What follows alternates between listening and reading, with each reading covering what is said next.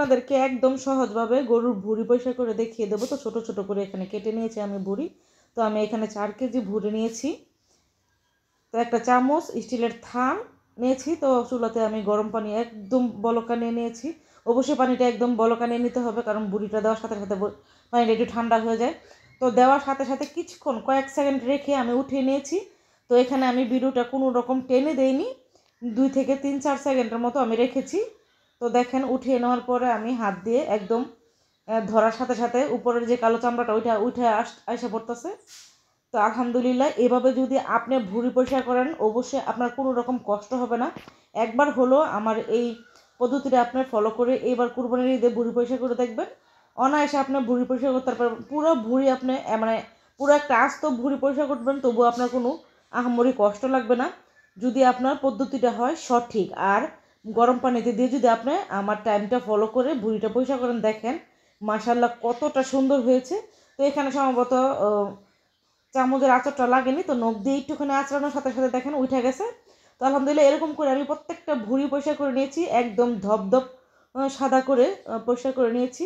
তো ঘর ঘর টাইপের যে ভুঁড়িটা থাকে ওইটা কিন্তু আমরা আরও বেশি বিরক্তি হই, কিন্তু এই টাইমটা মেনটেন করে যদি আপনি ভুঁড়িটা পরিষ্কার করেন তাহলে কখনোই আপনার কোনো কষ্ট হবে না। আবার চুন দিয়ে পরিষ্কার করলে কি হয়, ভুঁড়ির যে আসল স্বাদটা ওইটা নষ্ট হয়ে যায়। আপনারা অবশ্যই চুন দিয়ে পরিষ্কার করতে যাবেন না, তবে যার যে ইচ্ছা। তবে আমি মনে করি যে গরম পানি দিয়ে ভুঁড়ি পরিষ্কার করলে সবচেয়ে বেশি ভালো, যেহেতু ভুঁড়িটা অনেক ময়লার মধ্যে থাকে। গরম পানি দিয়ে পরিষ্কার করলে কি হয়, এটার যে জীবাণুটা ওইটা একদম মরে যায়, আর পরিষ্কার করতেও খুবই সহজ লাগে, কোনো রকম কষ্টই হয় না, আর ভুঁড়ির ছাদটাও একদম অটুট থাকে।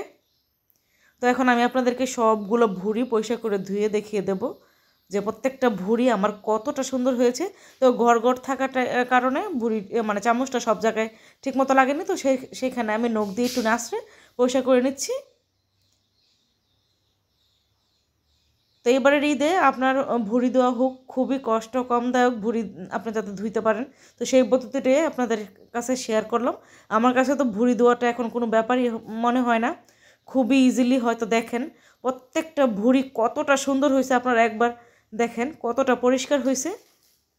কোনো রকম একদম সাদা কাপড়ের মতো মনে হচ্ছে যে কতগুলো কাপড়ের টুকরো এখানে রেখে দিয়েছি। তো এগুলো হচ্ছে যে তোয়ালির মতো যে ওগুলো থাকে, দেখেন একটার মধ্যে কোনো রকম কালো নেই।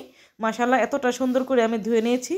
তো অবশ্যই মনে রাখতে হবে গরম পানিতে দিয়ে, আর পানিটা হতে হবে অনেক গরম, আর পানির মধ্যে দিয়ে বেশিক্ষণ রাখা যাবে না, তাহলে ভুঁড়ির মধ্যে কালোটা রয়ে যাবে।